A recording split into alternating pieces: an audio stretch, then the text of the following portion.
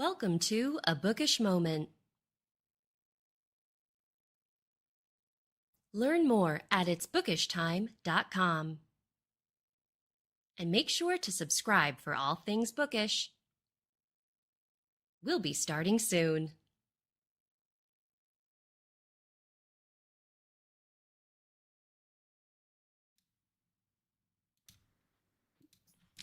And we are live. Good afternoon, everyone. Welcome to another episode of A Bookish Moment. I am Sarah Burr. And I am JC Kenny, and happy hump day, everybody. It's a special afternoon because we have a very special guest with us. What do you think, Sarah? I think it's time to get bookish. Let's get bookish. Yes, it's a bookish first, in fact. We are joined by our very first fantasy author, which is extremely exciting for both JC and I, as we're both massive fans of the genre. Could never write it, but regardless, we are so excited to learn more. We are delighted to be joined by Brooklyn Quintana. Brooklyn, thank you so much for being here today. Thank you guys for having me. It's a real pleasure. Thank you so much. We're super excited to dive in. For our viewers who may be meeting you for the first time, do you mind telling us a little bit about yourself and your book series? Yeah, so I'm Brooklyn Quintana. I actually have a degree in creative writing from the University of Central Florida, so I at least had some foundational work. Loved reading, always loved fantasy. I was a Harry Potter kid. I'm a Harry Potter adult. And then corporate life just wasn't for me. So I decided to take the gamble and just go be a professional author. I think that's fantasy series. That's such an exciting gamble to take. Yeah. It was exciting and scary. Yeah. So can you tell us about, before we get into your books a little bit, how long it's been since you've made made that leap, and how's it been going for you? I think it's been almost 4 years now. Okay. It's weirdly enough, it's less stressful, but stressful in a completely different way. But I really love what I'm doing. It's really very much my passion. So even though it's so stressful and it's just so much more work than people would make you believe it is, it's totally worth it. I love the stress. I love hectically answering emails on the go. It's so much fun. I love my job. Could ask for anything more. That's always great to hear because, yes. And I think a lot of the times people are afraid to make that transition to follow something that they're passionate about because they are in something that's comfortable and safe. So it's really nice to kind of have a success story here with us today to promote that you need to follow your dreams. So tell us, how did Phineas Fogg introduce himself to you? So weirdly enough, it was a story I had conceived of when I was in college, and it's such a weird departure from what it originally was. I almost switched my majors because at one point I thought I was going to be a museum curator, and I wanted to go into ancient Rome, ancient Greece. I liked antiquities. So Phineas Fogg was actually originally the story about a Roman senator's son. And then it somehow morphed into a medieval prince going to a school on a tropical island. But it's been there for a long time, and I just kind of turned it over and daydreamed a lot at work when I was working in a cubicle. And then, when I took that leap, it helped really solidify in my head what I was going to do. And then I just went for it. So that's so much fun to hear. And we as readers first meet Phineas in your debut novel, Nine of Swords. Could you tell us a little bit about that? Because then we're kind of in celebration mode, folks, because a follow-up to that just came out. But first, can you tell everybody who's joining us a little bit about Nine of Swords? Yeah, I think Nine of Swords, you may have heard medieval fantasy, and you're like, everybody does medieval fantasy, but like I said, it takes place on a tropical island, which I think is a really fun setting. But it's about Prince Phineas, who spent his whole life secluded up north for mysterious reasons that you kind of find out, kind of don't in book one. But it's hinted at that there's a reason they've kept him away from everybody and even his own family down in the south where the capital is. And then he turns 12 and they take him down south to go meet the rest of the family. And then at the end of the summer, they're like, we're shipping you off to this military school, sink or swim, kiddo. And he meets a whole bunch of friends on this enchanted tropical island, which is I describe it to people if it's Hogwarts if all of the professors were very open about how dangerous the school actually was. They're like, we don't expect all of you to make it. It's fine. And then you just kind of follow Finn trying to survive his first year at school and being like around people his own age for the first time in his entire life. Now, how did you? So there's so much that goes into a fantasy novel because not only do you have the character development and this kind of looming battle of good versus evil, but you also have to really create an entire world. And for JC and myself, where we're writing mysteries that kind of they take place in fictional towns, but they're based within the world that we know. How do you even begin to create an entirely new place for someone to visit when they read your books? And how are you really setting the scene for them so that they can visualize, where they are in the world? I think that's a really good question. For me personally, I really have enjoyed reading since my late teens, my early teens, and before then. I really have always enjoyed film. I still do. So for me, it was very much starting out. The groundwork of what kind of aesthetic I wanted for my world and what kind of world it was going to be was very much based in what kind of movies and fantasies did I like, and cherry picking aspects from that and trying to make an amalgamation that was coherent and makes sense. And then for like the historical and religious background of the world and like the socio-political economics of everything, I've always really enjoyed nonfiction. So I read a lot of history. Like I said, I really love Roman history and Greek history. So there's actually a lot of tidbits of information extrapolated from that time period, even though it's not aesthetically set in that time or that kind of world. So it was just kind of what could I piece together from things that I like and things that have happened in the real world so it feels tangible and realistic enough. And then how can I fit that into something like different, like a tropical mangrove forest from hell, essentially. Now, when you oh, sorry, Jim, go ahead. I was just going to say, it really, really reminds me, with the whole, one of my initial reactions as I'm starting the first book is that, okay, definitely some Harry Potter vibes. But then we've got some like Percy Jackson vibes in there too. And, just a little Shadow and Bone. And it was just really, and okay, folks, I got to tell you, also, I tip my hat to you, Brooklyn. Brooklyn's first book, as well as the second book, are both over 700 pages long, folks. Because so we're not just talking fantasy, we're talking epic fantasy, and we're talking like, Tolkien, the longer, Harry Potter books, Aragon, some of those. So we're talking serious, hardcore world building. And so I just want to tip my hat to you because, Thank you. like Sarah said, we get to write about, okay, well, I'm going to take this little town in Indiana, give it a fake name, but basically that's it. You created this whole thing, and so wow. It was a labor of love most days. And did you know, Brooklyn, when you started creating this world, that it was going to span more than one book? Like, did you have because you're celebrating the recent release of Blood in the Water, which is book 2. Did you have that? Yes. Did you have that mapped out? Like, what's your process for developing the story and the arc that we're seeing Phineas go on? So I feel like in most things, I'm very much a all or nothing, 0 to 100 type of person. So I sat down and I told my family I'm going to write a fantasy book series. It was never going to be just one book. And my family said, that's great. We're very supportive. We're so happy for you. Go for your dreams. What's it, a trilogy? I was like, no. It's going to be 9 books. So I've known from the start that it was going to be 9. And I knew halfway through book 1, they were probably going to be lengthy. So it's always been there. On Finn's journey, I think it's so funny that you said Percy Jackson and Shadow and Bone, because I know those are very, very popular series. Never read them. You said Tolkien. I appreciate any nod towards Tolkien. Not the biggest Lord of the Rings fan. I know people will come for me for that, but that's okay. But yeah, it was always one of those things where I'm very aware of like Percy Jackson, at least more than Shadow and Bone. But I wanted him to be different, Finn to be different than, Harry and Percy and like Artemis Fowl from those books.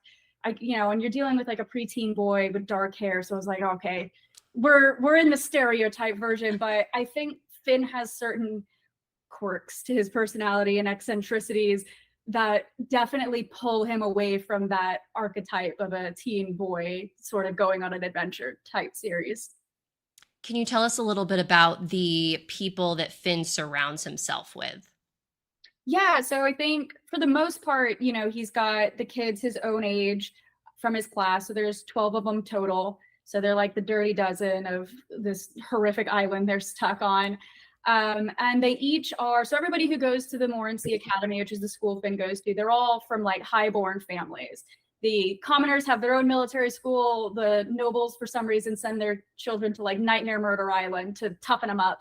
So everybody's from the same like wealthy background of not really having to worry about certain things, but also having the weight of expectation of not only like your immediate family, but just the family name on their back. So everybody kind of struggles with that in their own way, I think, especially a little bit more in book 2 when they have more of a sense of who they are as they're getting a little older.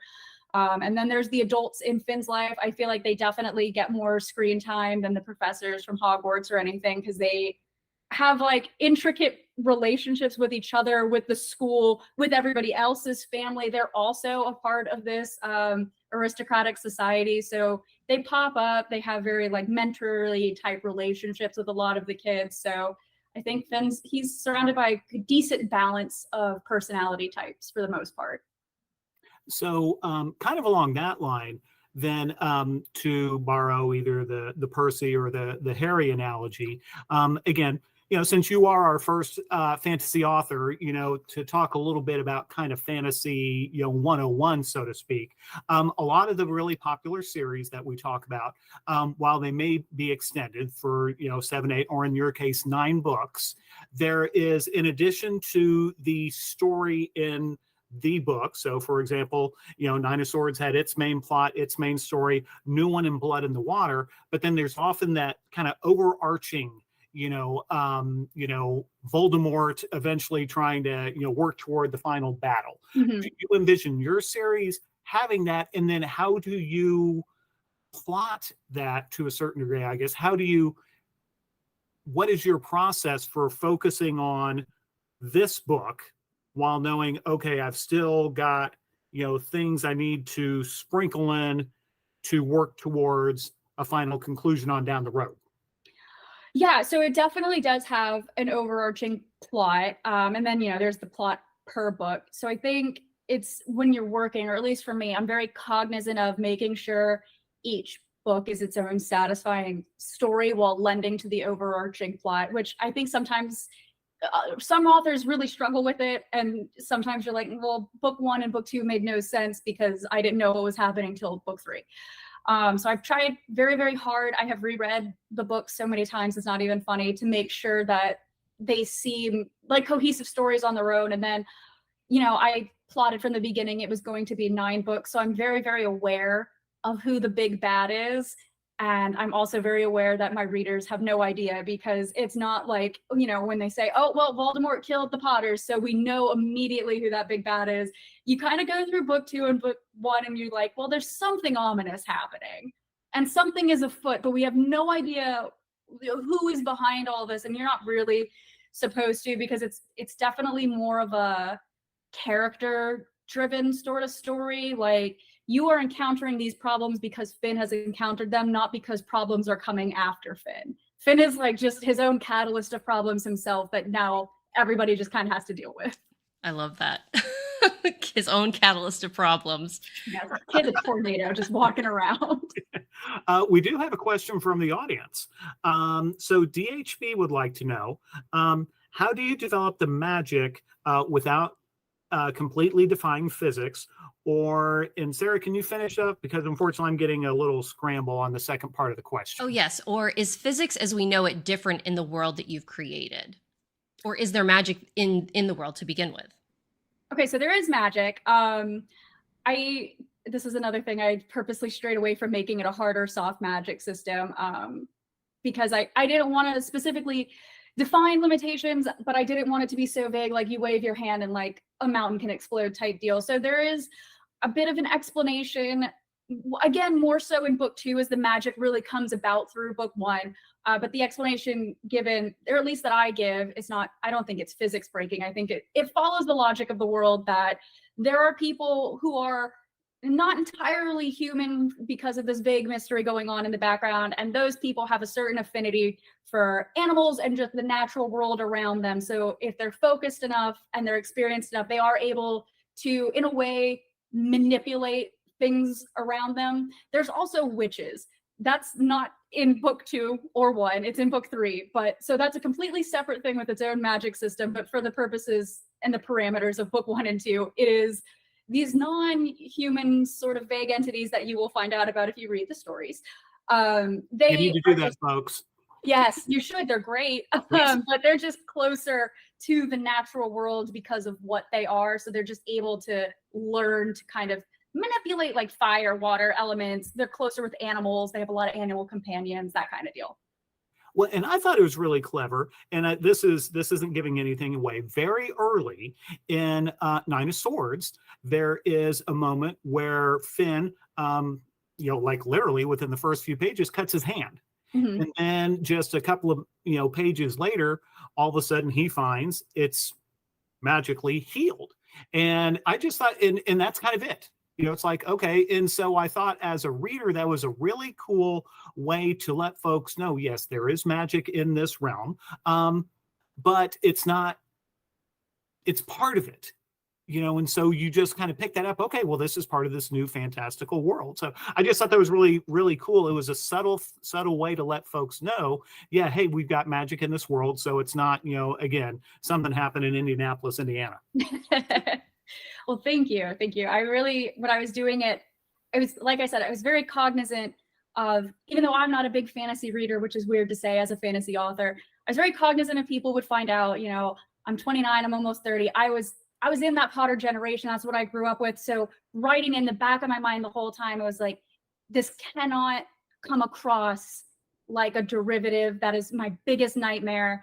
And I always have liked like thriller, mystery, horror, suspense. So I liked the idea of, like you said, just kind of sprinkling it in like, oh, that's weird. Why did his hand heal up so fast? But nobody else is concerned about it because they live in this crazy world where, we've got mermaids in the water and nobody is concerned about this kind of deal. So.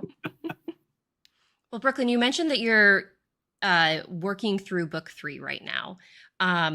What other projects are you helming? And I'm kind of hopefully telepathically telling you what to talk about in this moment.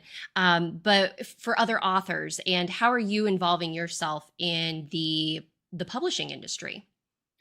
I think one of the things I know, so I own a company. It's called Morpheus Media LLC. It is a small publishing house.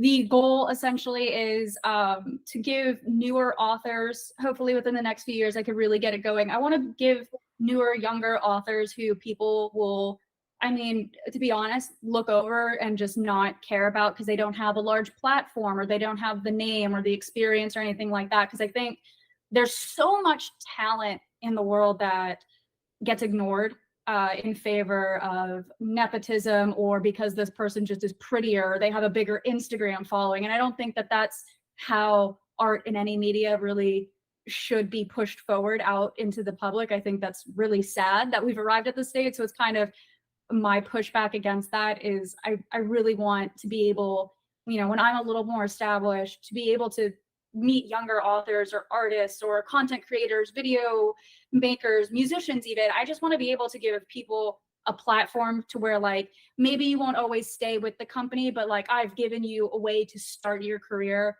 and you can be successful now because you've at least had a bit of guidance now from somebody else who did it. Like I said, I have a degree in creative writing. So I had a little bit of a leg up when I was working on the book because, I went to school for telling stories. I was able to pick out if like, oh, this pacing seems weak, this plot seems weak, this is where it needs to be tweaked.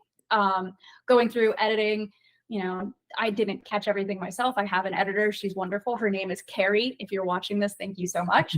But yeah, I really believe that that's something that needs to be done more, and people need to give smaller independent publishing houses more of a chance if they're querying, because I think when you're a new author and you're sending out all these query letters and you don't have an agent, you don't have a manager, and you don't know what's going on, your letter's just going to get thrown away and nobody cares. And I think that is just like the worst thing to happen to somebody, is their dream to be crushed because nobody even let them have a chance. So, you know, that's what Morpheus Media is I really want to be that person who could help in the future. Other projects that we are working on for the book related to Morpheus Media is soon, hopefully coming up, we'll be piecemealing the books into chunks, volumes, and creating a graphic novel series so that you can enjoy it visually as well as written. Nice. That's amazing. We love graphic novels here as well. So oh, wonderful. Well, maybe I'll be back with a graphic novel one. Yeah. Yes. Well, that sounds like a very like a really noble mission, because I think your point about in this industry, you can send so many letters and get so many rejections that it is really disheartening. And without having that community of writers around you to really rally behind you, because nobody really else knows how what that experience is like. Like, you've poured your heart and soul into this manuscript and someone's like, no, not interested in it. So it's really wonderful to hear that you're building an outlet where folks can, they can really follow their dreams. So congratulations on that, and really best of luck. What is next for Finn? What can readers expect in book 3? You just launched book 2, so obviously we're always like hammering for more. So what can readers look forward to as the series progresses? I think the fun part, or at least I think it's fun as a writer, hopefully people think this is fun as a reader, is that while they're all 9 books are obviously going to be fantasy series, is I really aimed for a different sub-genre almost for each book. Like book 1 was your straightforward fantasy adventure, kind of a bit of a mystery. Book 2, we still got the mystery, we still got the fantasy. There's definitely still an adventure, but now we've got a horror vibe happening to it all.